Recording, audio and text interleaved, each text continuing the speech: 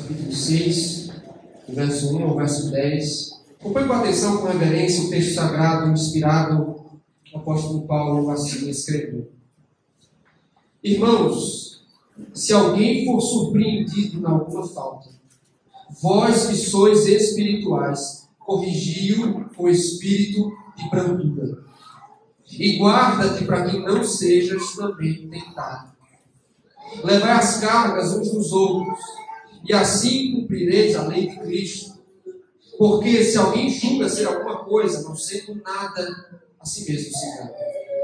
Mas prove cada um do seu labor. E então terá motivo de gloriar-se unicamente em si, e não em outro. Porque cada um levará o seu próprio fardo. Mas aquele que está sendo instruído na palavra, faça participante de todas as coisas boas aquele que o instrui. Não vos enganeis, de Deus não se zomba. Pois aquilo que o homem semear, isso também ceifará. Porque o que semeia para a sua própria carne, da carne colherá a corrupção. Mas o que semeia para o Espírito, do Espírito colherá a vida eterna. E não nos cansemos de fazer o bem, porque a seu tempo ceifaremos, se não desfalecermos. Por isso, enquanto tivermos oportunidade, façamos o bem a todos, mas principalmente aos da família da fé. Amém. Amém. Senhor, fala com o teu povo, ó Deus. Enche-nos, todos nós, com o teu Espírito, para que possamos ouvir, receber, responder, obedecer a tua palavra com fé. No nome de Jesus. Amém. Eu já perdi as contas de quantas vezes ouvi a seguinte frase: eu nunca fui cuidado na minha igreja local. Eu nunca fui cuidado na minha igreja local. O mais impressionante é que geralmente as pessoas que dizem essa frase passaram a maior parte de sua vida dentro de uma igreja. Cristãos que foram abandonados nos momentos mais sombrios da sua vida. Pessoas completamente sobrecarregadas, sem ninguém para repartir o peso. Em momentos angustiantes, sofreram com a ausência de compaixão, de amor e de um ombro amigo. Sentiram-se completamente invisíveis, como se ninguém se importasse com a sua dor. Você já viveu algo parecido? Sabe como é estar rodeado de pessoas na igreja, mas ao mesmo tempo parecer invisível a todas elas? Essa é uma das causas, queridos, pelas quais as pessoas se sentem tão feridas, tão desconfiadas com a igreja, que é a falta de cuidado. O que, para deixar claro, é completamente contrário ao Evangelho. Mas eu me pergunto, será que somos apenas vítimas? Ou, de certa forma, nós também estamos entre os que recusam cuidado aos que mais precisam? Nós costumamos pensar que os nossos problemas, os nossos fardos já são pesados demais para nós carregarmos. Só que no texto de hoje, queridos, nós vamos ouvir que o Evangelho produz uma cultura de cuidado no meio da igreja. Paulo nos ensina que cristãos cheios do Espírito Santo são cristãos que cuidam uns dos outros.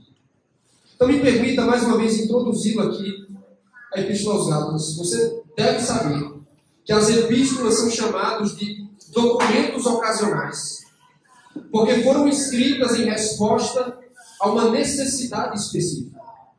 A carta aos Gálatas, por exemplo, foi escrita por volta do ano 49, e Paulo a endereçou às igrejas que existiam na região sul da Galácia, que foram plantadas por ele durante sua primeira viagem missionária. E então nos perguntamos por que exatamente Paulo a escreveu. Seu pano de fundo, meus irmãos, preste atenção, é a controvérsia legalista de Atos capítulo 15. Depois de receberem o Evangelho de Cristo, os Gálatas estavam sendo assediados por falsos mestres, judaizantes, que pregavam um falso evangelho de obras. Segundo estes falsos mestres, tanto a obediência à lei como a circuncisão eram essenciais com a fé para a salvação. Ou seja, a estratégia dos falsos mestres era judaizar os gentios da Galácia. Então, ciente do perigo, Paulo escreve com 3 objetivos em mente. O primeiro deles, defender a autoridade do seu apostolado. O segundo, apresentar e defender o verdadeiro evangelho da justificação pela fé.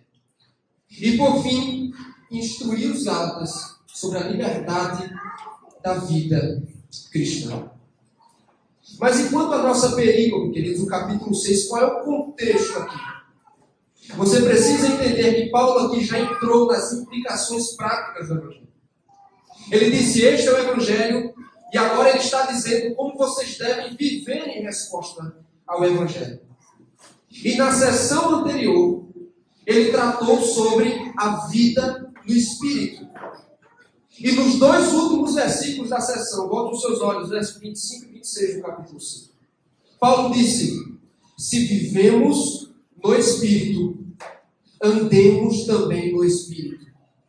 Não nos deixemos possuir de vanglória, provocando uns aos outros, tendo inveja uns dos outros. O que se dá no capítulo 6, verso 1 a 10, é um desdobramento disso. O apóstolo revela como os Gálatas, irmãos, que são espirituais, devem andar e viver no Espírito no contexto da relação com a igreja. E segundo o texto, isto se revela especialmente por meio do amor, do cuidado e do fazer ao bem aos irmãos. Então nós ouvimos sobre pertencer, sobre acolher, congregar, servir, e o tema de hoje é cuidar. Cuidar, vivendo no Espírito entre os irmãos. Cuidar, vivendo no Espírito entre os irmãos. E a pergunta é como se manifesta o cuidado do Espírito no meio da igreja? Como os irmãos devem viver? E aqui nós temos 2 palavras, 2 respostas essenciais que podemos extrair do texto. A primeira delas, do verso 1 ao verso 5, como cuidamos uns dos outros, irmãos. Paulo nos diz inicialmente que é nosso dever cuidar dos irmãos em pecado e sobrecarregados. Cuidar dos irmãos em pecado e sobrecarregados. Uma vez mais, leiamos o verso 1, acompanhe na sua Bíblia. Irmãos, se alguém for surpreendido em alguma falta, vós que sois espirituais, corrigi-o com espírito de brandura.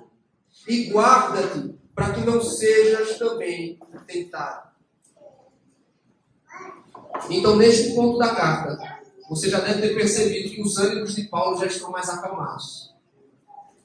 Ele muda o seu tom de Gálatas insensatos, capítulo 3, para irmãos, já ao fim da epístola.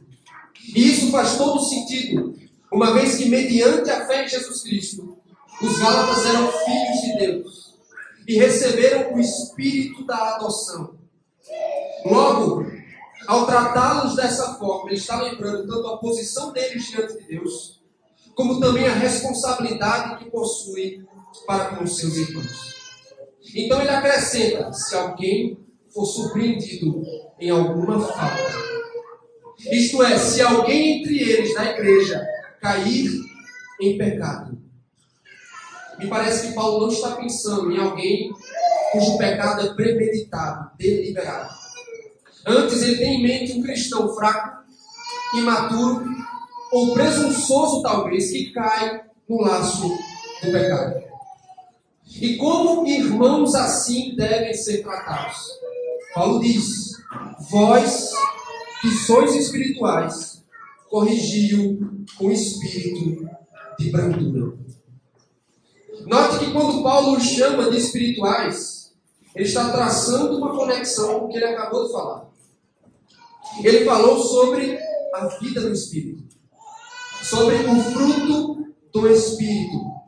Então, uma vez que os Gálatas são habitados pelo Espírito, vivem no Espírito, ou seja, que são espirituais, eles devem dar provas disso, corrigindo o irmão com brandura ou com mansidão.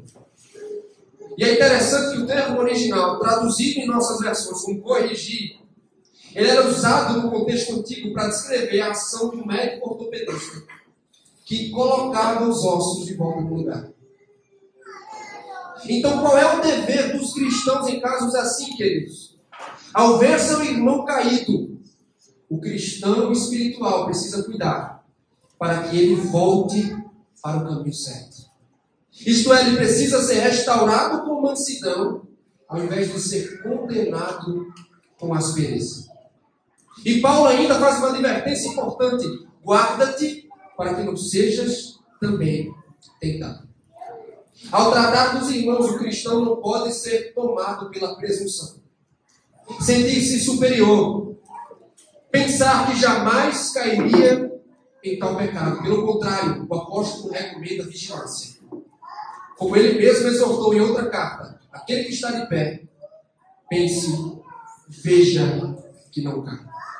Então, do verso 1, nós vamos ao 2, onde ele diz o seguinte: levai as cargas uns dos outros, e assim cumprireis a lei de Cristo.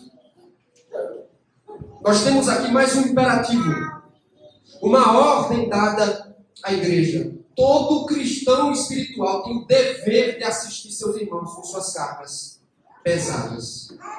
E o que isso significa exatamente? Nós podemos entender cargas, irmãos, como aflições, como dificuldades, como tentações, como provas. Seja como for, o que Paulo está dizendo é que cada crente deve se sentir responsável pelas cargas dos demais e cuidar uns dos outros. E por que isso é tão importante? Ele dá o fundamento. Porque agindo assim, vocês estão cumprindo a lei de Cristo. Vocês se lembram na semana passada, a exposição em Tiago? Ele falou sobre a lei régia. E que lei é essa sobre a qual está falando? A mesma sobre a qual Tiago também estava mencionando. Bote os seus olhos, verso 14 do capítulo 5 de Gálatas. Disse assim o apóstolo Paulo: porque toda a lei se cumpre em um só preceito, a saber, amarás o teu próximo como a si mesmo. Portanto, carregar o fardo dos irmãos é cumprir a lei de Deus. É atender à ordem do Salvador, é imitar seu exemplo. No entanto, após o imperativo, Paulo tem ainda algumas advertências que estão listadas no verso 3 ao 5.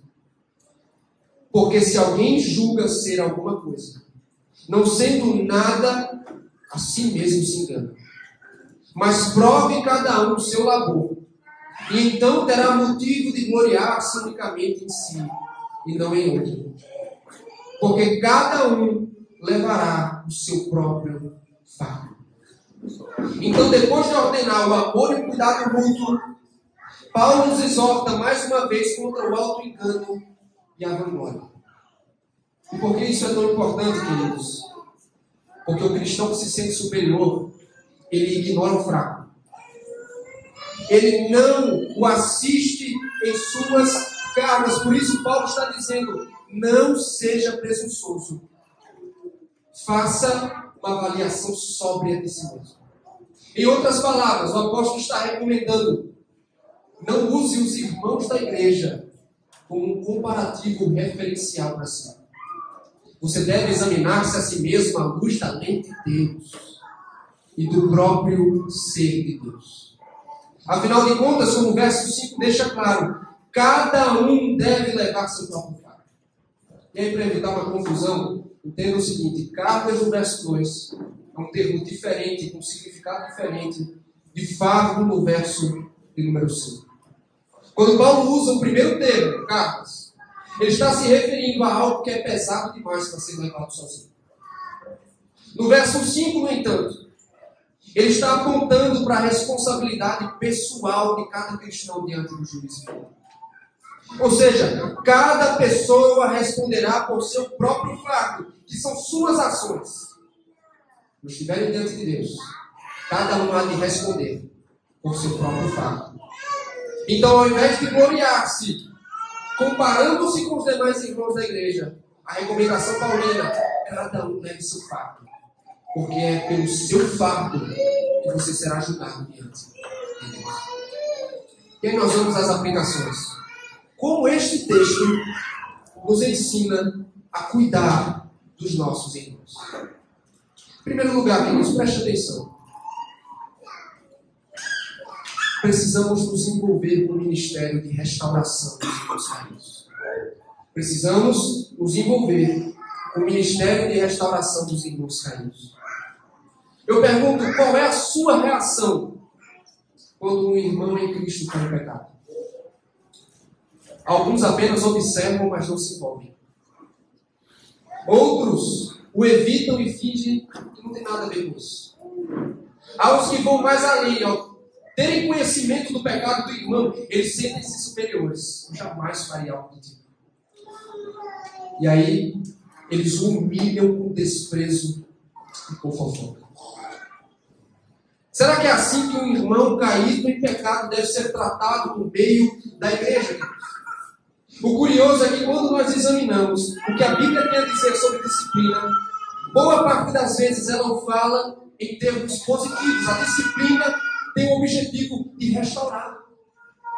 Quando Jesus Cristo ensinou sobre ela, no capítulo 18 de Mateus, ele disse: o objetivo é ganhar o irmão em pecado. Ou seja, como um médico restaura o osso deslocado, a disciplina e a correção foram dados para restaurar, para endireitar irmãos desviados. Qual é, queridos, a maior necessidade de um irmão que foi surpreendido em pecado? Eu já adianto, não é ser condenado por nós. Não é ser ridicularizado, evitado no meio da igreja, mas corrigido com mansidão. E quem é que deve fazer isso? Você não responde. É você, pastor. Claro que sim, isso é parte da responsabilidade pastoral. Mas o que o texto deixa claro é que essa é também uma responsabilidade de toda a igreja. Todos devem estar envolvidos no ministério de correção e restauração de irmãos em pecado. E pensando em termos práticos, isso pode funcionar da seguinte maneira. Você não pode, escuta o que eu estou dizendo, olha para mim. Você não pode ver o seu irmão insistindo no pecado e não fazer nada. Como membros da igreja, meu querido, você tem que olhar para essa pessoa que está do seu lado e se sentir pessoalmente responsável por ela. E, quando necessário, corrigi-la com espírito de mansidão. Por exemplo, o que você faz quando se dá conta de que um membro da nossa igreja está pecando, ausente, negligenciando o dia do Senhor, o culto. E que ele também negligencia a adoração em família. O que você faz? O que você faz quando você ouve que há uma irmã entre nós que está falhando na disciplina com seus filhos e sendo negligente? Ou ainda que os jovens de nossa igreja estão se envolvendo com amizades e hábitos nocivos, o que você faz? Imagine que após o culto um cristão aborda e diz: meu irmão, eu estou negligenciando a leitura bíblica e a oração. O que você faz? Você ouve, finge que não é problema seu, evita o confronto, ou em amor, você o repreende e você busca restaurar. Meus irmãos, Paulo descreve a igreja como família de fé. Somos uma família. E como parte de uma família, somos responsáveis uns pelos outros, somos chamados a amar, a cuidar, e quando necessário, sim, corrigir uns aos outros. Afinal de contas, corrigir é uma prova de amor. Não é exatamente por isso, meus irmãos, pais e mães, que nós corrigimos os nossos filhos. Justamente porque o amamos. Não é o amor que move a disciplina. Não é exatamente por isso que Deus o Pai, diz o autor aos Hebreus, corrige os seus filhos, porque Ele os ama.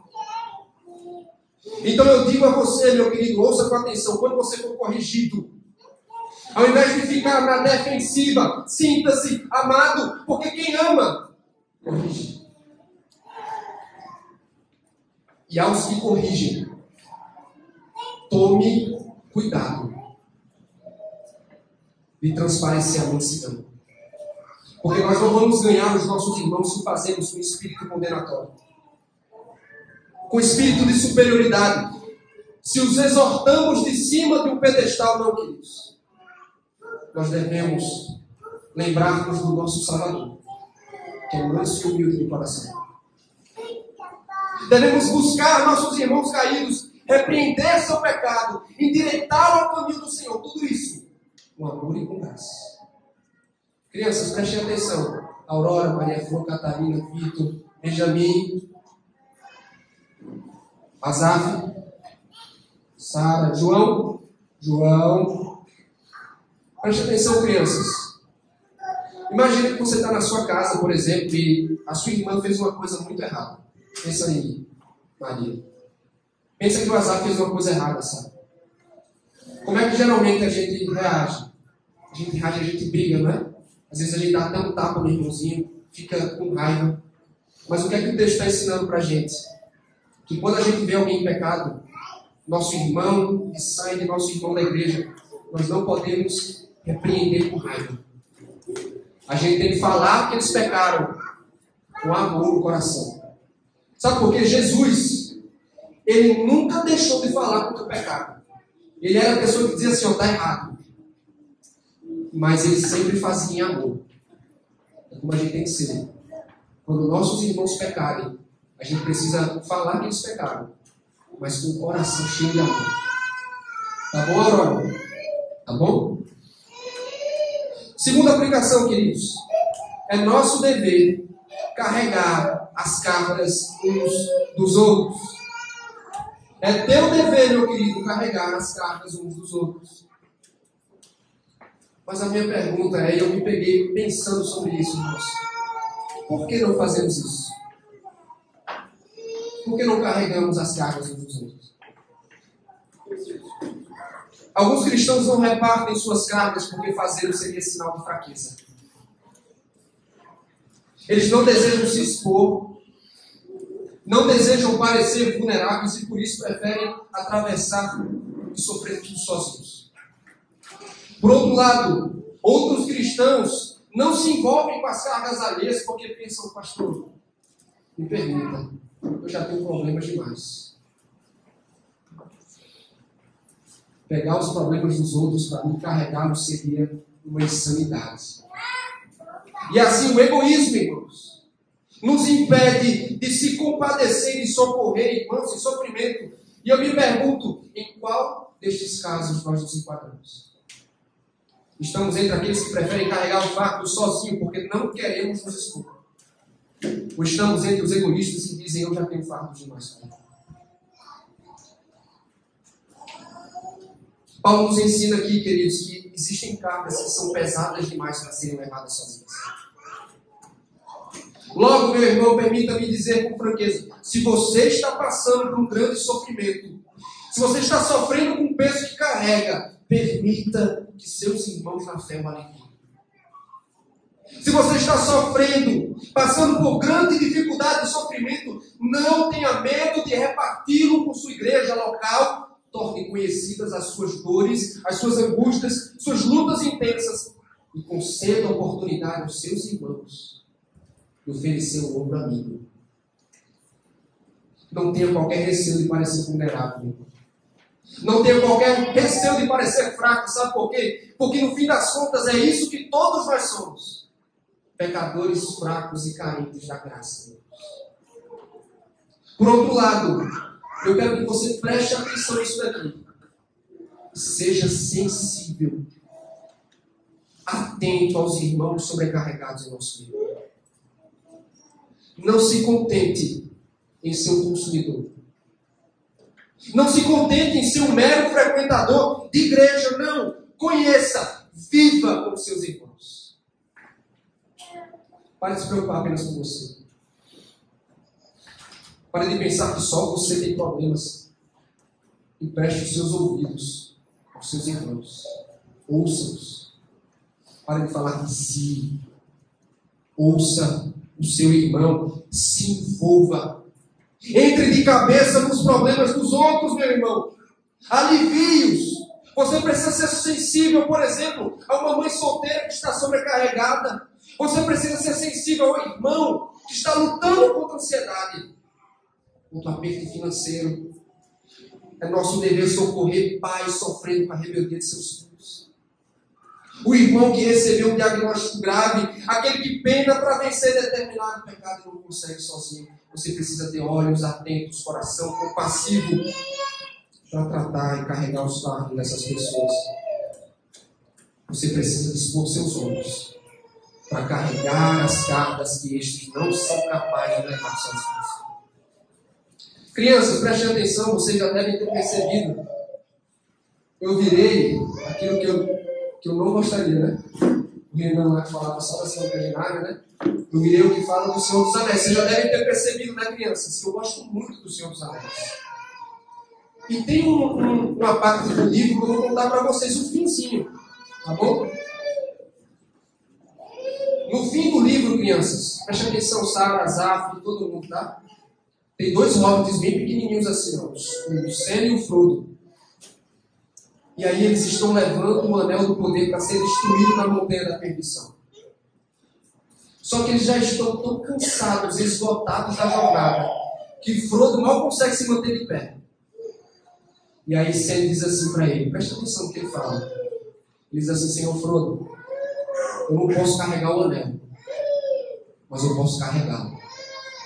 Aí Sam pega Frodo, coloca ele nos ombros, vai subindo até o pico da Montanha da Perdição.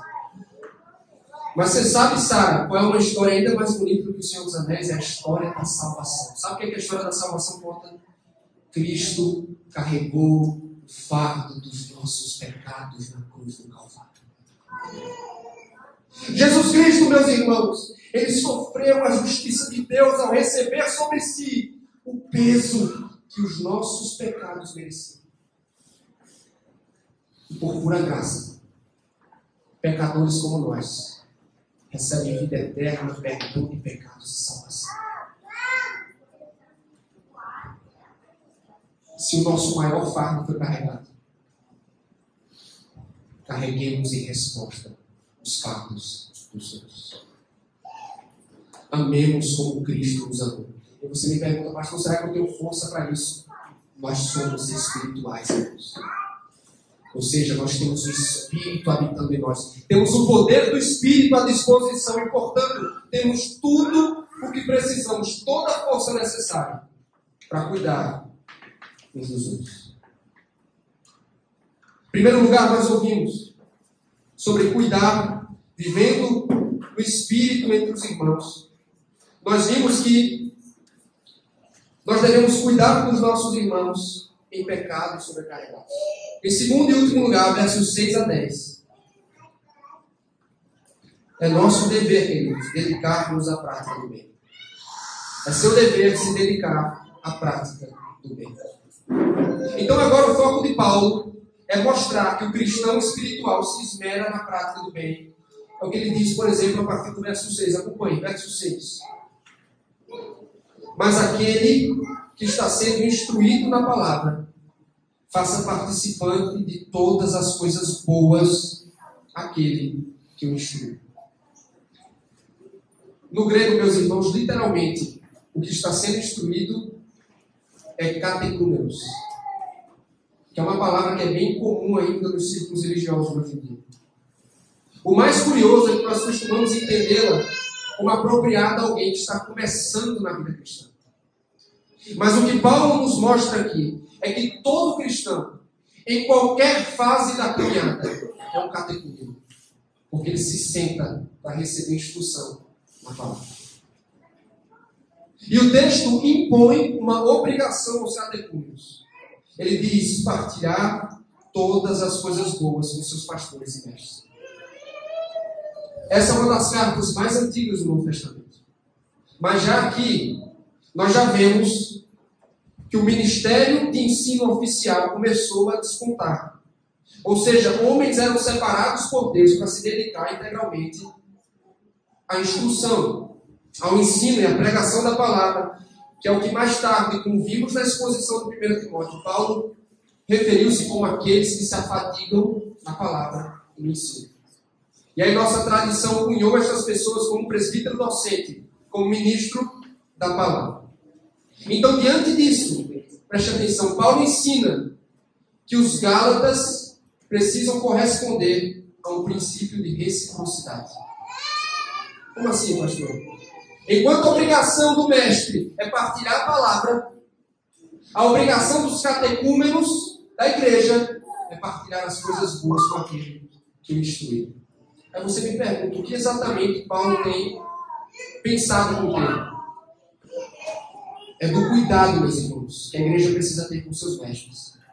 Mas especialmente cuidado financeiro. Cuidado material. Então, na sequência, versos 7 e 8, ele traz uma exortação séria. Acompanhe aí no texto, versos 7 e 8. Não vos enganeis, de Deus não se zomba, pois aquilo que o homem semear, isso também se fará. Porque o que semeia para a sua própria carne, da carne colherá corrupção. Mas o que semeia para o Espírito, do Espírito colherá vida eterna. Essa advertência ela não diz respeito apenas ao cuidado dos ministros, ela é apropriada ao que foi dito ao longo de toda a carta. Paulo está apresentando uma regra universal de Deus não se zomba. Ou seja, não se pode rejeitar, escarnecer a Deus e seu evangelho sem esperar as consequências. Então, para os propósitos da carta, como disse, zombar de Deus é rejeitar o evangelho. É rejeitar o evangelho conforme Paulo pregou. É rejeitar a vida segundo o evangelho, que é a vida no Espírito. E aí, Paulo explica isso usando a metáfora da semeadura. Então imagine que um semeador que planta sementes de roseira, o que ele espera colher no futuro? Rosas e não margaridas. Semelhantemente, o que planta uma laranjeira, ele não vai se espantar quando no tempo certo, quando chegar o tempo da colheita, ele colher laranjas. Da mesma forma, irmãos, que colhe para a carne, não pode esperar semear, colher nada além do que destruição, corrupção. O que semeia para a carne é o que vive em função dos desejos pecaminosos de sua natureza, é o que é guiado por ela. Estes colherão destruição e corrupção. Os que semeiam para o Espírito, por sua vez, ele é guiado, ele vive pelo poder do Espírito, ele colherá a vida eterna. Então, bota os seus olhos, verso 21 do capítulo 5. Paulo faz um contraste entre as obras da carne e o fruto do Espírito. E quando ele termina de listar as obras da carne, ele diz no verso 21 do capítulo 5, que não herdarão o reino de Deus os que tais coisas praticam. E aqui no capítulo 6, verso 8, ele diz: o que semeia para o Espírito colherá vida eterna. Basicamente, irmãos, a recompensa no juízo final será dada em função da resposta das pessoas ao Evangelho. Por um lado, os que rejeitaram o Evangelho.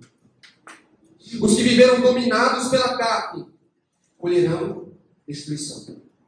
Mas os que creram no Evangelho e, portanto, responderam ao Evangelho vivendo no Espírito, colherão ou serão abençoados com vida eterna.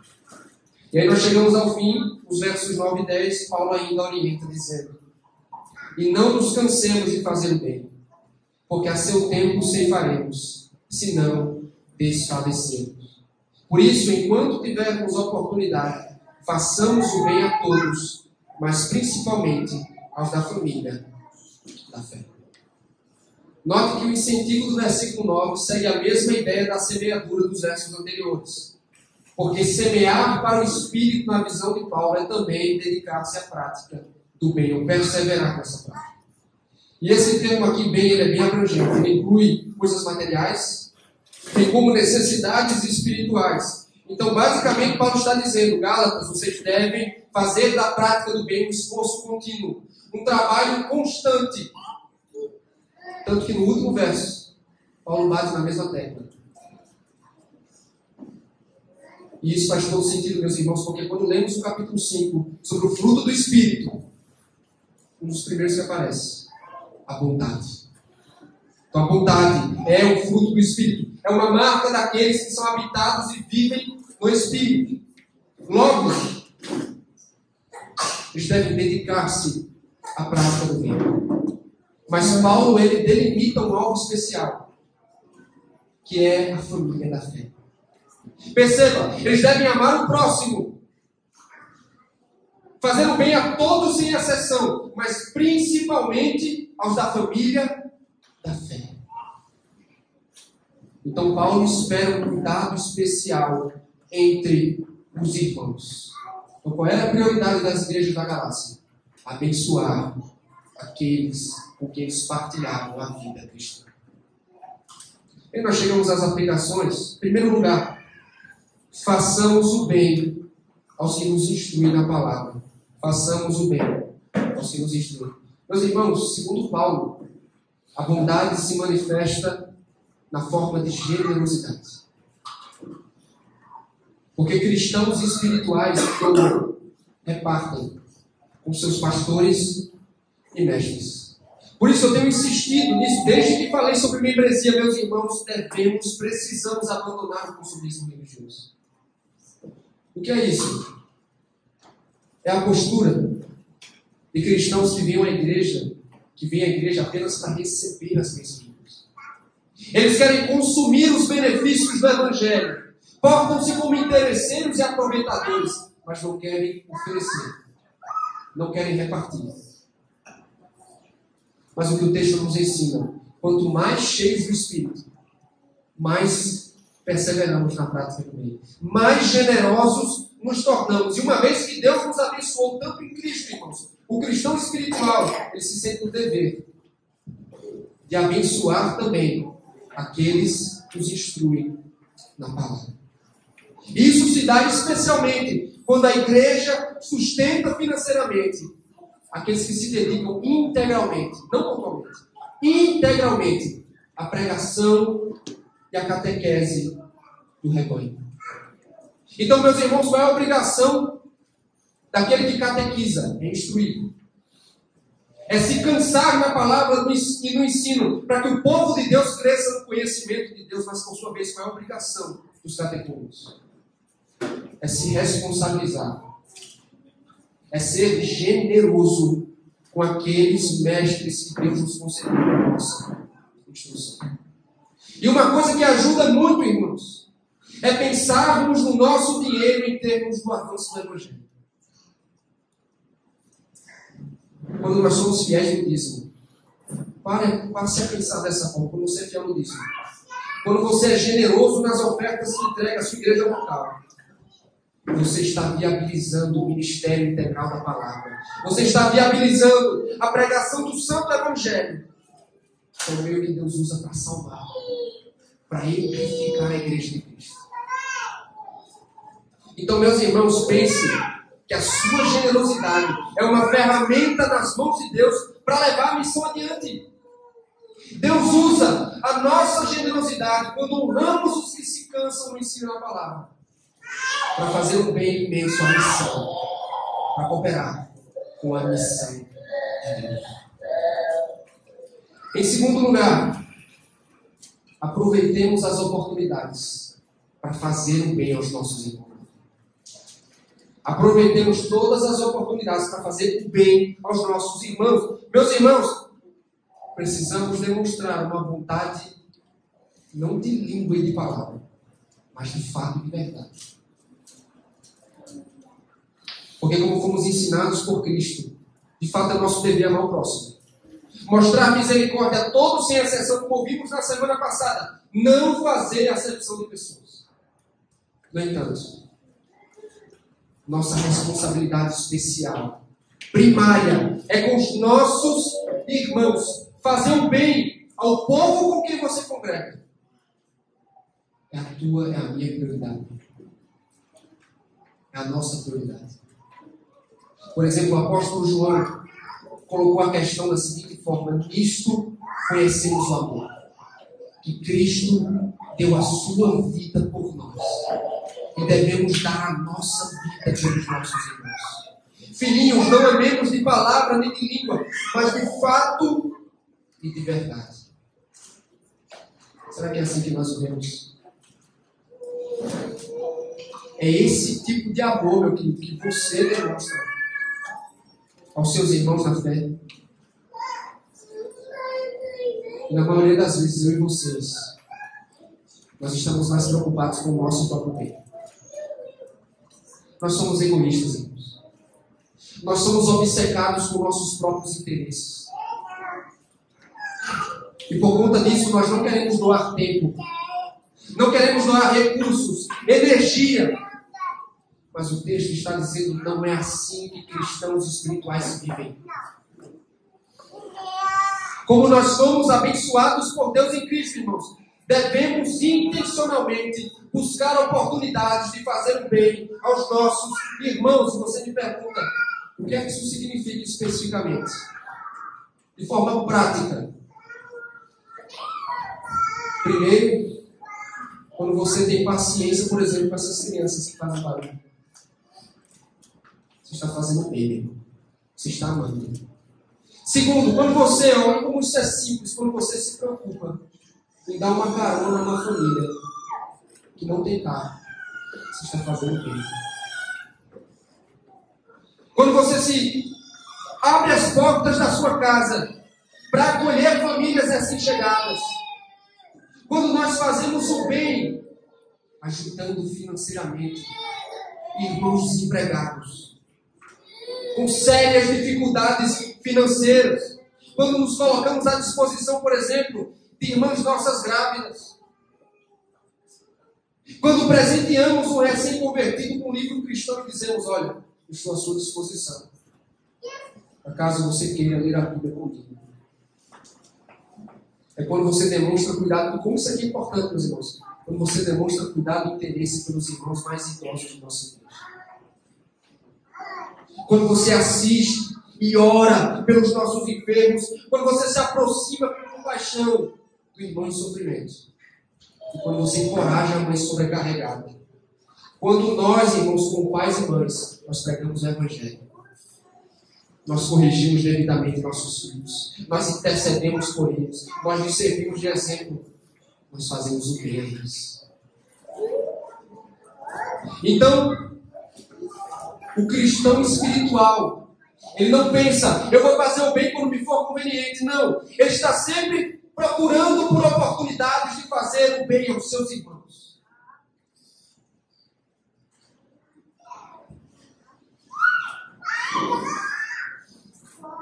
Você precisa sempre lembrar-se do Evangelho. Você foi abençoado por Deus. Você foi amado por Ele. E Ele, por pura graça, o abençoou com redenção.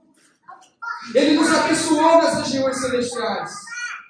E esse é o maior encorajamento que precisamos para fazer o bem aos nossos irmãos.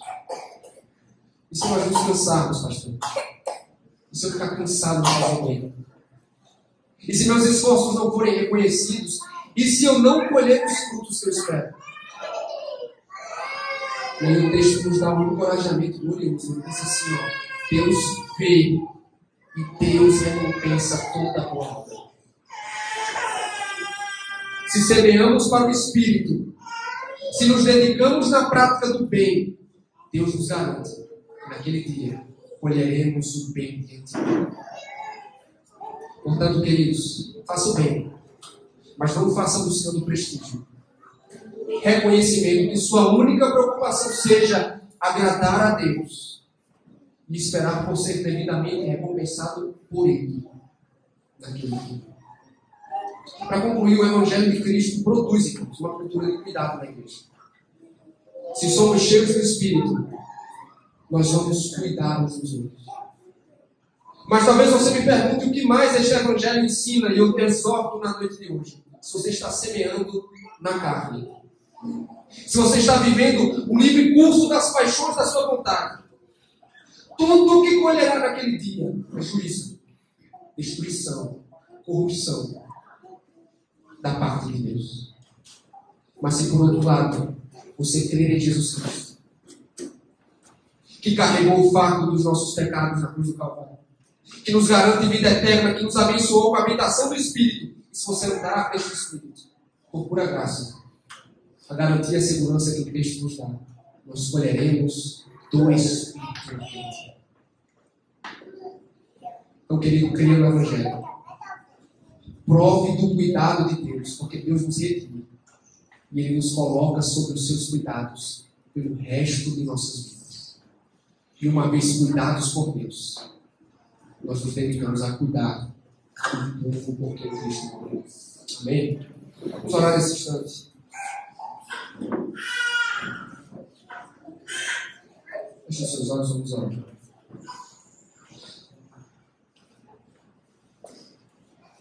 Senhor, tenha misericórdia de nós, Deus. Porque muito nos atrapalha nosso juízo, nossas fraquezas, Senhor. Tenha misericórdia. Lembra-nos do teu santo evangelho, quando estávamos perdidos, longe, condenados, desarraigados. O Senhor nos encontrou como bom pastor. O Senhor nos acolheu, nos redimiu, fez de nós teus filhos e colocou-nos sob os teus cuidados pelo resto das nossas vidas. Ó Deus, nós te louvamos por isso. Mas eu quero te pedir, ó Deus, que o Senhor nos dê a graça, a compaixão, a sensibilidade de cuidarmos também uns dos outros. Que o Senhor desperta aqueles que estão insensíveis. Que o Senhor desperta, Deus, aqueles que não se sentem responsáveis pelos seus irmãos. Que o Senhor nos dê coração sensível para reconhecer as necessidades, intervir e oferecer um ombro amigo para os nossos irmãos sobrecarregados. Ajuda-nos, ó Deus, a restaurar os caídos, a mostrarmos o espírito de mansidão do Senhor Jesus. E que possamos, ó Deus, andando no Espírito, criar, cultivar uma cultura de cuidado entre nós aqui. Por favor, Deus. Em nome de Jesus. Amém.